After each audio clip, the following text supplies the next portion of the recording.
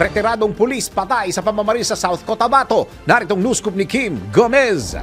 Pinagbabaril ang isang retiradong pulis matapos atakihin ng dalawang armadong lalaki sa South Cotabato. Kinilala ang biktima na si Teodorico Bastana, 79 anyos. Ayon sa ulat, pauwi na ang biktima sakay ng kanyang motorsiklo kasama ang kanyang asawa. Nang dikitan sila ng dalawang lalaki na nakasakay din sa motorsiklo at pinagbabarila bago mabilis na tumakas. Dahil sa mga tama ng bala, agad na namatay si Teodorico habang nakaligtas ang kanyang asawa na hindi tinamaan. Na-recover ng mga otoridad ang 3 basyo ng kalibre 45 na barila sa lugar ng krimen. Patuloy naman ang investigasyon ng mga otoridad upang matukoy ang mga salarin sa pamamarila. Isa sa kanilang tinitingnan kung may kinalaman sa trabaho ng biktima. Bilang pinuno ng mga tanod ang motibo sa pamamarila. At yan ang news scoop, Kim Gomez. Nagbabalita ng tama, naglilingkod ng tama.